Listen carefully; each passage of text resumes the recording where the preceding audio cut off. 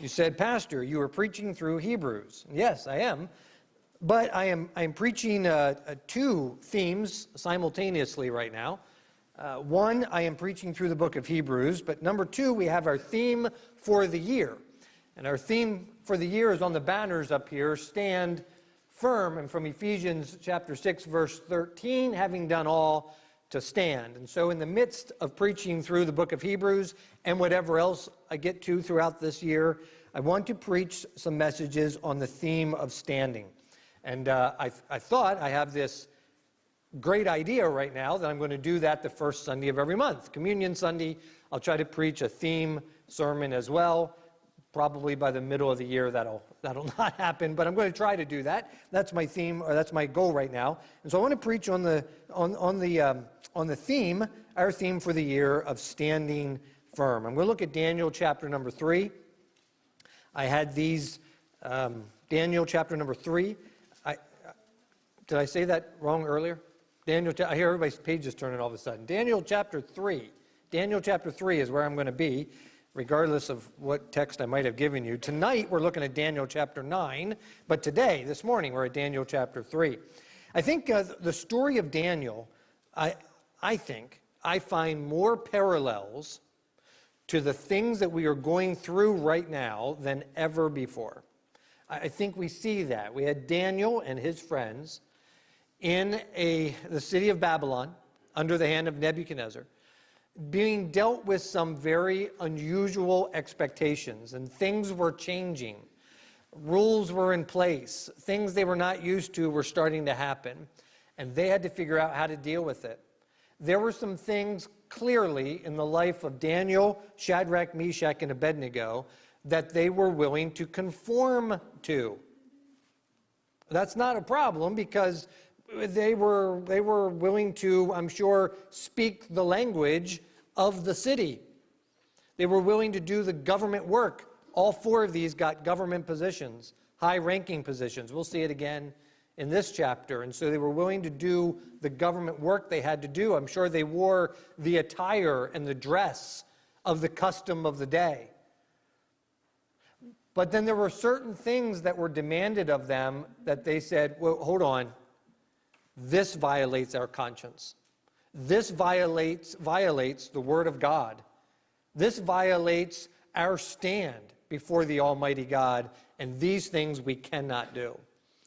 We know in the first couple chapters of the book of Daniel, as these young men are taken into captivity by Nebuchadnezzar, the first thing they come up against seems like a fairly easy thing to maybe go along with, and that is they're being groomed for high-level positions. They are the brightest and the best, snatched away from their homeland, taken into captivity, being groomed for positions within the Babylonian government, and all they are asked to do is eat of the king's meat.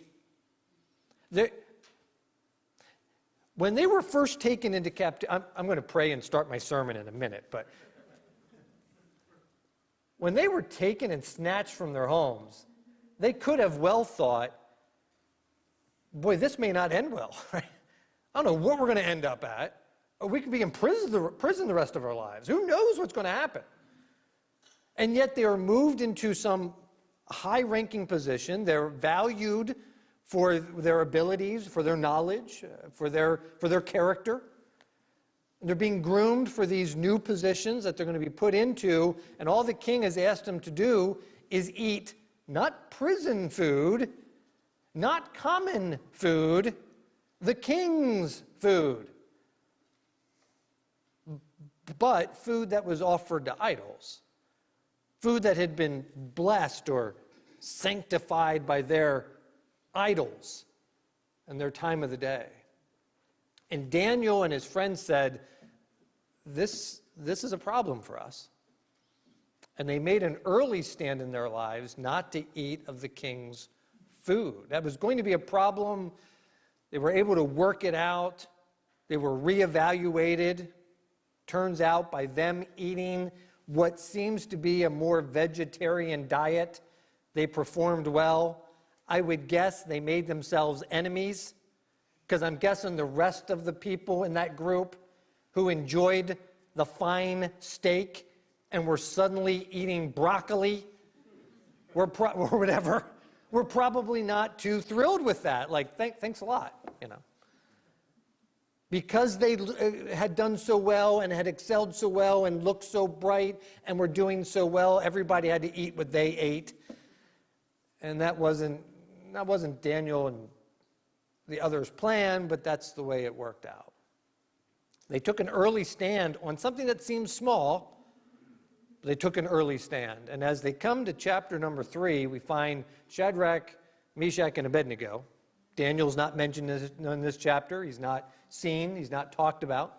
But those 3 become the focal point of the next test. Daniel chapter 3, verse 1, Nebuchadnezzar, the king, made an image of gold.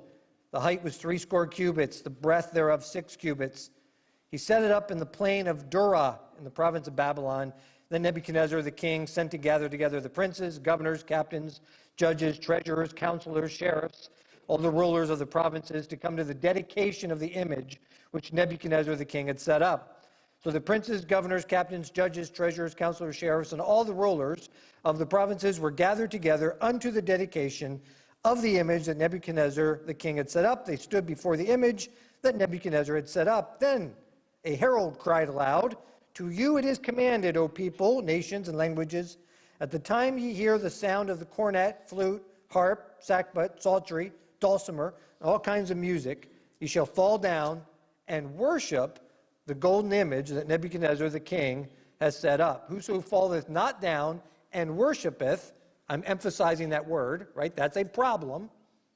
"Whosoever falleth not down and worshipeth shall the same hour be cast into the midst of a burning fiery furnace. Therefore, at the time when all the people heard the sound of the cornet, flute, harp, sackbut, psaltery, all kinds of music, all the people, nations, languages fell down, worshipped the golden image that Nebuchadnezzar the king had set up. Wherefore, at that time, certain Chaldeans came near and accused the Jews. They spake, they said to the king, O King Nebuchadnezzar, O king, live forever. Thou, O king, hast made a decree that every man that hear the sound of the cornet, flute, harp, sackbut, psaltery, dulcimer, all kinds of music, shall fall down and worship the golden image. Whoso falleth not down and worshipeth, that he should be cast in the midst of a burning fiery furnace. There are certain Jews whom thou hast set over the affairs of the province of Babylon, Shadrach, Meshach, and Abednego. These men, O king, they have not regarded thee.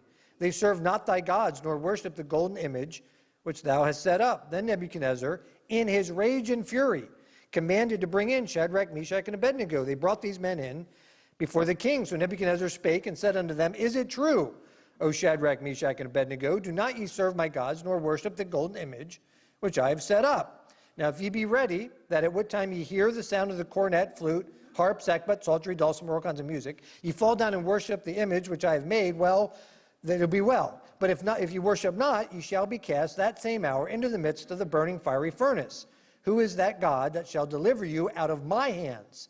So Shadrach, Meshach, Abednego answered and said to the king, O Nebuchadnezzar, we are not careful to answer thee in this matter. In other words, we know exactly what our answer is. If it so be, or if it be so, our God whom ye serve is able to deliver us from the burning fiery furnace, he will deliver us out of thine hand, O king. But if not, be it known unto thee, O king, that we will not serve thy gods, nor worship the golden image which thou hast set up. Then was Nebuchadnezzar full of fury. The form of his visage was changed against Shadrach, Meshach, and Abednego. Therefore he spake, commanded that they should heat the furnace 1, 7 times more than it was wont to be heated. He commanded the most mighty men that were in his army to bind Shadrach, Meshach, and Abednego and cast them into the burning fiery furnace. And those men were bound in their coats, their hosen, their hats, their other garments. They were cast into the midst of the burning fiery furnace. Therefore, because the king's commandment was urgent, and the furnace exceeding hot, the flames of the fire slew the men that took up Shadrach, Meshach, and Abednego. And these 3 men, Shadrach, Meshach, and Abednego, fell down bound into the midst of the burning fiery furnace. Then Nebuchadnezzar the king was astonished, rose up in haste, spake, said to his counselors, Did not we cast 3 men bound into the midst of the fire? They answered and said to the king, True, O Lord. He said, Lo, I see 4 men loose, walking in the midst of the fire. They have no hurt. The form of the fourth is like the Son of God. Dear Heavenly Father, we ask now your blessing on the preaching of the word. Lord, as we have an opportunity to look into your word this morning, Lord, we're going to look at a familiar Bible story, but Lord, it sets such an important precedent, such an important principle for us to live today. Lord, we thank you. We ask your blessing on this time. We ask this in your name. Amen. Have the opportunity once again, and I want to try to do this in the midst of my preaching over these next number of weeks or months, to go back to some of these familiar Bible stories and to see the parallels and the principles that we can gather and learn from them. And so we have Shadrach, Meshach, and Abednego. I gave a little introduction a few minutes ago, how they were taken down into Babylon. And because of their stand and position, and because of the way they had excelled, they were given some positions already. Early in their lives as young men, they were given some positions of leadership within the city. One of the things you see unfold, and as I read a good part of that chapter, you see in there a number of times that people were expected, all these people from all these languages, from all these countries, were expected to worship the gods of Babylon. That was mentioned at least twice in the verses I read. Worship the gods, small g, gods of Babylon. And then in particular, at this time, worship this new image that was put up, this new idol that was put up. Some of these things may sound unusual to us, right? We don't deal quite this way today, right? People aren't really building a big idol and expecting everyone to bow down to it. Nor, so far, are they building fiery furnaces. Thank goodness, right? That doesn't seem to be a mode of operation that's being employed today. So this was a different time and a different era, no doubt about it. However, remember Babylon. Babylon was the most powerful empire on the face of the earth at this time. We know this. They had come with there was fear in the rest of the known world when Babylon was coming. I mean, they were vicious. They were nasty. There was no holds barred. When they came through, it was rough. And they came through and just rolled over country after country after country. And God allowed them to also take over Israel because of their sin. God promised them judgment would come. And judgment did come. And it came in this particular account right here at the hand of Nebuchadnezzar. And as he had taken these Israelite young men, these Jewish young men, in the first wave, we know he came and he took a couple different times, but these were taken in the first wave. He took them down, he took the best and the brightest, and he's bringing people from all kinds of nations, not just Israel, not just Jewish people. We saw that mentioned from all kinds of language groups, all kinds of different countries, all kinds of different backgrounds. He's bringing them down to Babylon to make Babylon as mighty and as powerful and as forward-thinking as possible for their time. And Babylon was an advanced city. Those that look back and look at the architect of the day, the history of the day, the advancements of the day, Babylon was a well-advanced city, more advanced than other countries and other cities of its time. They had some really neat things that they were able to do and some great progress they were able to make because of this. One of the things they wanted to do, though, was to unify the people. Because as they're bringing all these people down, they not only have their own languages, they have their own religions. And Babylon has become a melting pot. Isn't that interesting, right? Melting pot of the world of that time. And they have all these different religions. And so the king, obviously they have a different governmental rule than we have today. The king, Nebuchadnezzar, we need to unify the religion. We need to get these people all worshiping the same. They need to worship our gods. And so Babylon was known as having multiple gods, lots of different gods, much like the Greeks would have later or the Romans would have later, but they had multiple gods, lots of different gods. And so this was not out of character for Nebuchadnezzar, the mighty king who had defeated so many different countries, to finally build one new statue, one new idol about him. It's centered around him and their victory and their conquest and all they had done. And so, listen, we want all these different language groups, all these people who have assimilated here, and they've assimilated here because we've taken them by force and brought them here. But all these different people that are here now, we want them to worship what we want them to worship. So here's the new rule. Certain time of day, when the music is played, you will bow down and worship.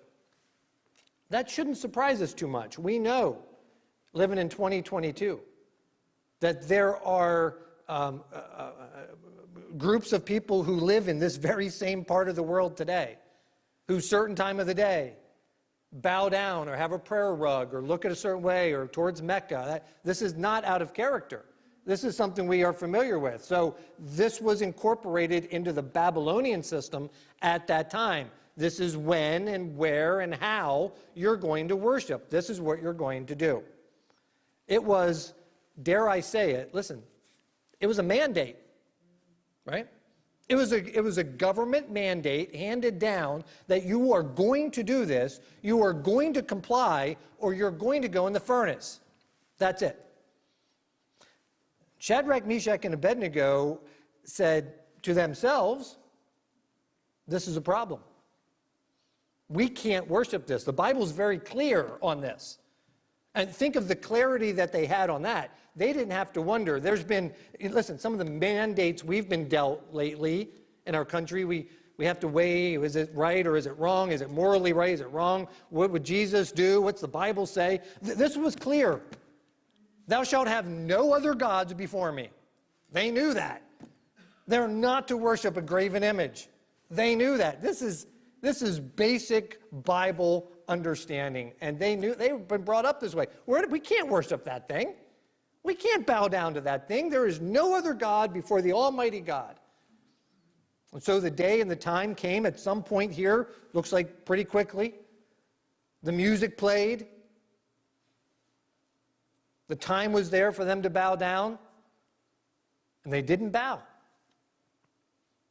And people who saw them not cooperate went running to the king.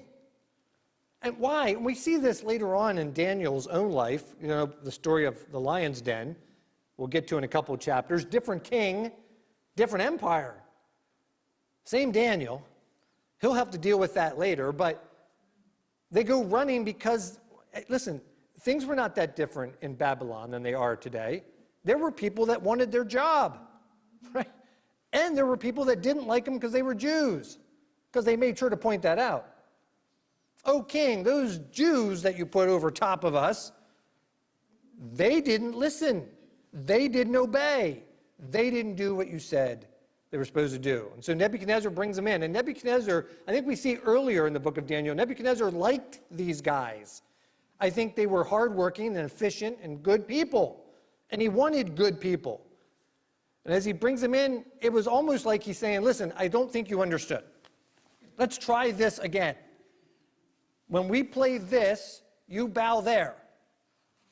And Shadrach, Meshach, and Abednego said, listen, we don't have to try this again. And that's where they said, we're not careful in this matter to answer you. We know exactly where we stand. It doesn't matter how many times you play the music, we're not bowing. It's not going to happen. And Nebuchadnezzar went into a fit of rage. How dare you say no? How dare you not comply?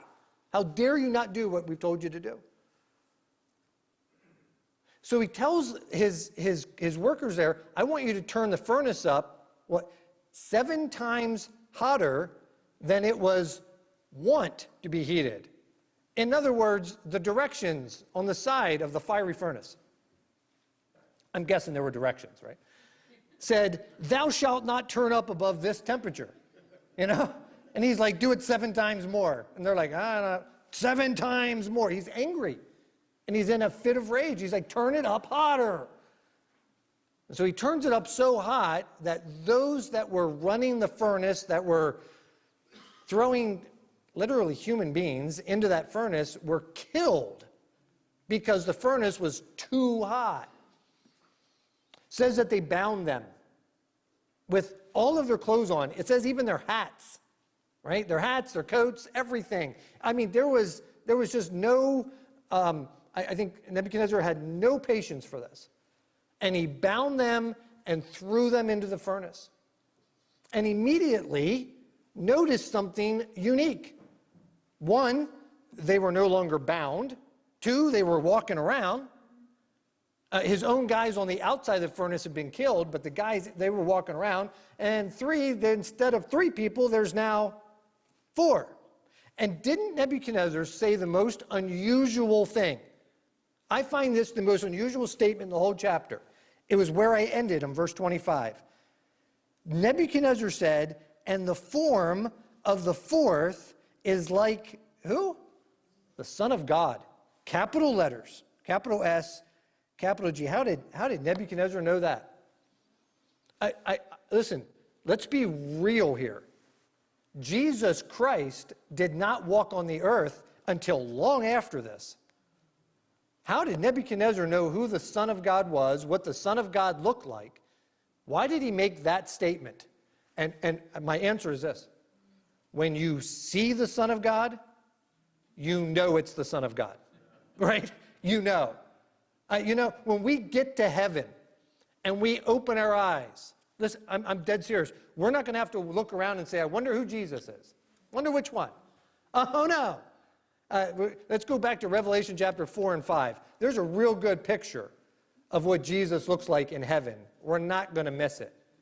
This was Jesus Christ, right? This was as the Son of God. This was a pre-incarnate picture of Jesus Christ. We see it a couple times in the Old Testament. And the heathen king looked in and said, I don't know who's walking around in there, but it's something divine, something godly.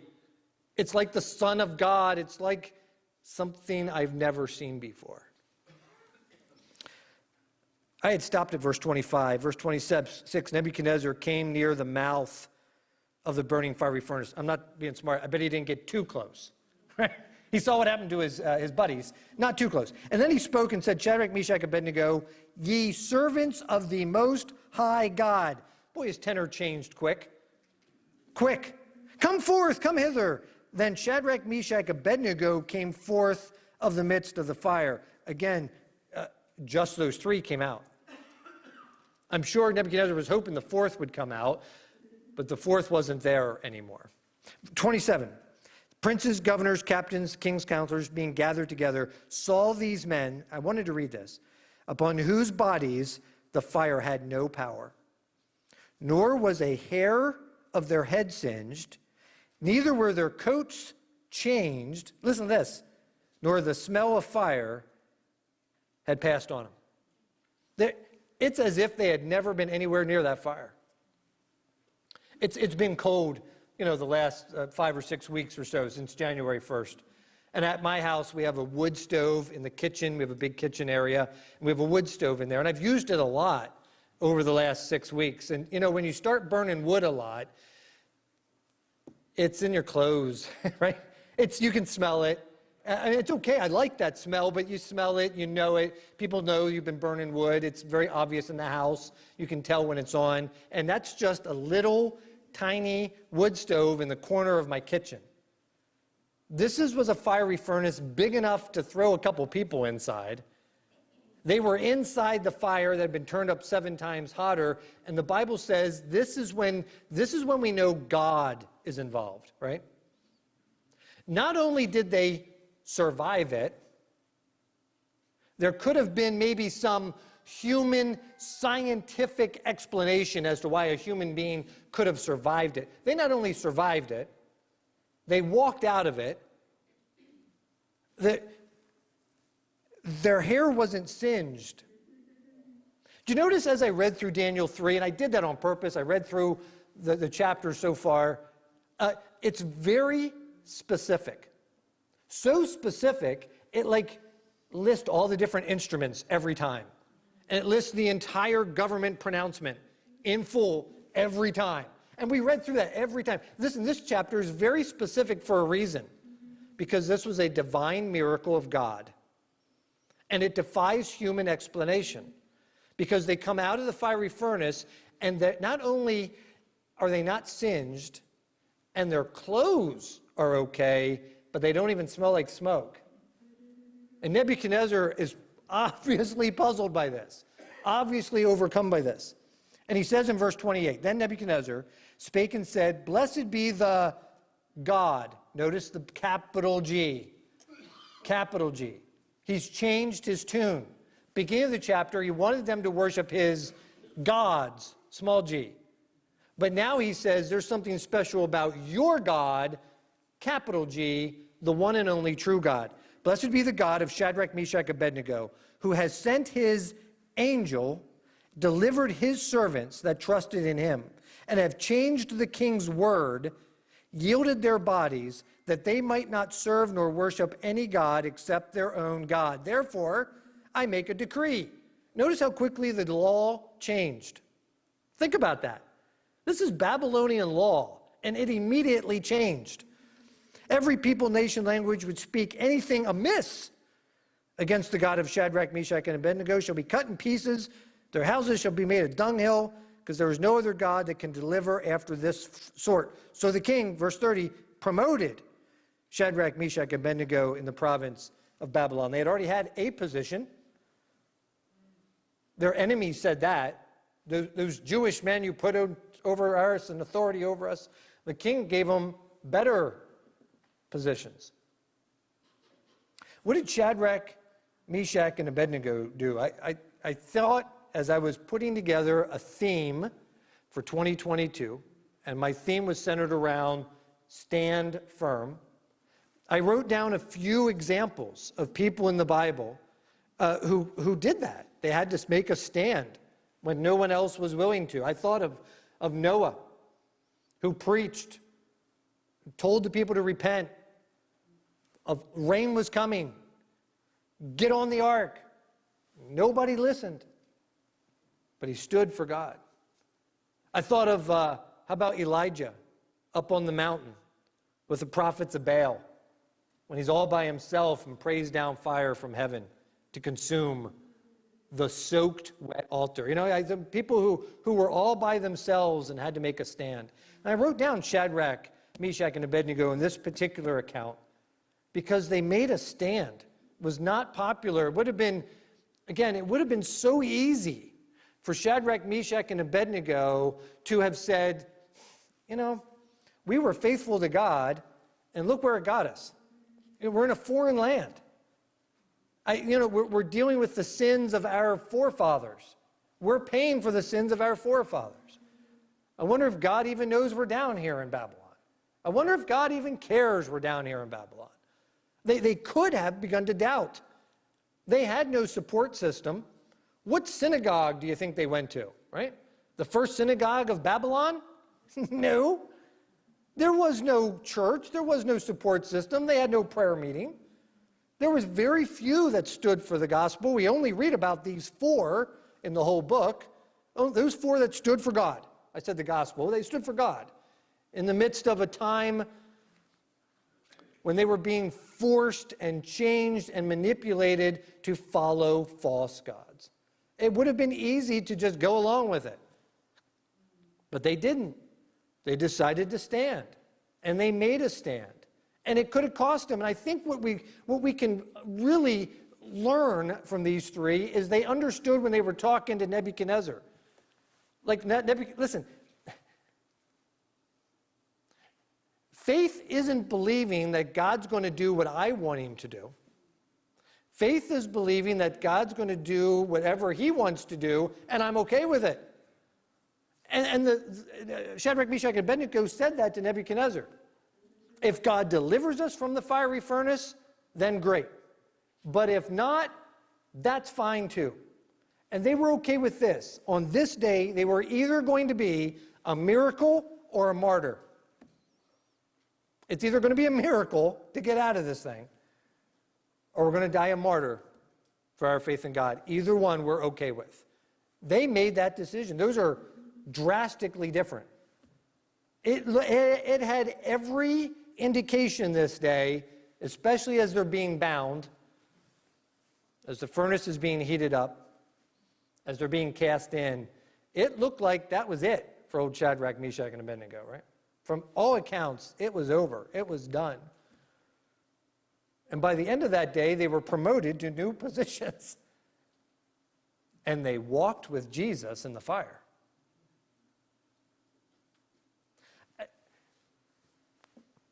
I don't think, things have changed quickly in our country, but I don't think we're going to have to probably take a stand as severe as Shadrach, Meshach, and Abednego. Probably not. But would we be willing to have that type of stand in our lives? I think sometimes we are challenged with making a stand about far less, and we struggle with it. A stand in our position at work, an ethical thing we have to do in our job, a stand in our neighborhood or in our family or with our kids or with our spouse. Something we have to make a decision on. Are we willing to do it? These two, there was great potential loss, like a horrible death. Could have been the result of that. I wrote down they were willing to stand up for what they believed. And in this case, literally. Because when everybody else kneeled, they stood standing. That couldn't have been the easiest thing to do. Knowing what was going to happen, knowing what was the consequences. I think we have this mindset like, oh, the music's playing. Oh, look, my shoe's untied, Oh, yeah, I'm okay. I wasn't bowing. Right? We come up with the ways around it and excuses and this and that. And these three said, uh-oh, the music's playing. You know what we're going to do? We're going to stand right here. They took a stand, a literal stand for their faith. I wrote down number 2, they stood out. There was clearly a contrast between them and everybody else. Everybody else that's noted in this particular passage, not by name, went along with it. It was so much easier. The risk was too high. They just went along with what they had to do. They just did it. They were willing, I wrote this down, they were willing to stand together. We don't see anywhere in here where Shadrach, Meshach, and Abednego got together and, Abednego said, I don't know, guys, You two do it, and we'll see how it works out, Right? They stayed together. They were unified in their faith. They were unified in their commitment. And while there was a contrast between them and everybody else of the day, they had each other, and they stood with each other, and they were willing to stand for what they believed in. And I wrote, they stood firm no matter how dire it looked, because things looked really bad. There was no good, simple, easy outcome to this. It didn't look good.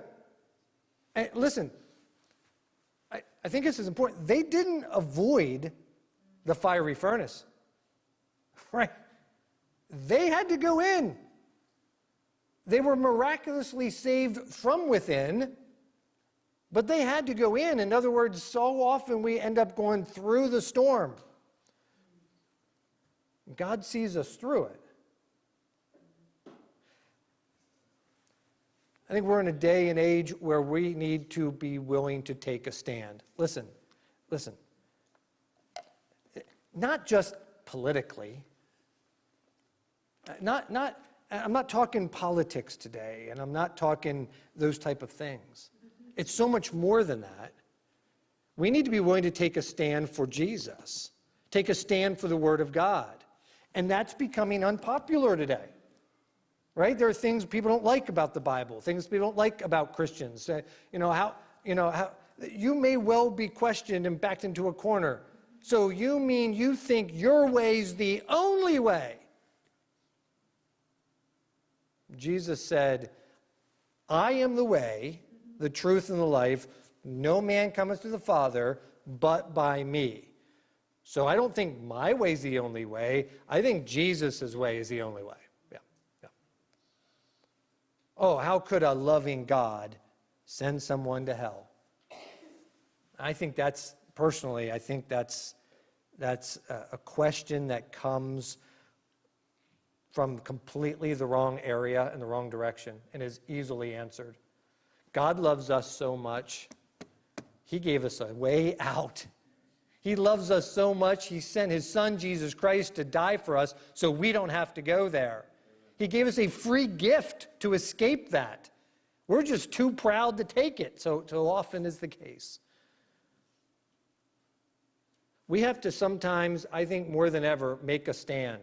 And listen, I'm not trying to belittle this, but sometimes it's just making a stand on Facebook, because people are questioning you and questioning what you stand for and why you say this and why you quote those verses and why you go to that church. And it may be there, it may be at work, it may be around the dinner table at Christmas time with family who thinks you're a kook, I'm serious. I don't think at this point in our lives, and who knows what the future may hold, but at this point in our lives, we're not faced with the type of decision Shadrach, Meshach, and Abednego had to make. And yet, I find that we are questioned on our faith all the time. And so we need to be able to stand firm as the divide between right and wrong, righteousness and unrighteousness, good and evil, as that grows wider and wider, the challenge to make a stand for God is going to be greater. It's going to be more difficult. And those times are going to come when I'm going to have to decide, am I willing to take a stand for God or not? Am I willing to do the right thing or not? I got a number of years ago, as I was changing positions at my former company, I went to work at a new location down in Lancaster County. And as I got there, I met the people there I was going to work with for the first day. And the one said to me, he's like, "So, I hear you're a religious guy."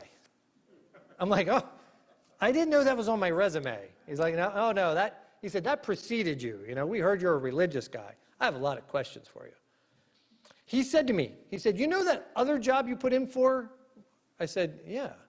He said, "You know why you didn't get it?" I'm like, "I have no idea. I never heard from him." He said, "It's because you're a Christian." He said that to me, because you're a Christian. You wrote down on there you went to that Bible college, you went to that Christian school. And that group over there was like, "We don't want some religious guy working in our department. So you didn't get that because you put all that on your resume." I'm like, "Oh, okay. I'm okay with that." No problem. Those opportunities are going to come when you're going to have to make a stand. It may cost you a job. It may cost you a position. I had a friend of mine years ago drove a truck delivering soda. I won't say the company. But he was delivering soda. And they said, "We have a new position for you. We want you to take it. York City. You can have this new position, be a raise, and you've been doing good. We want you to take this position." He said, "Okay."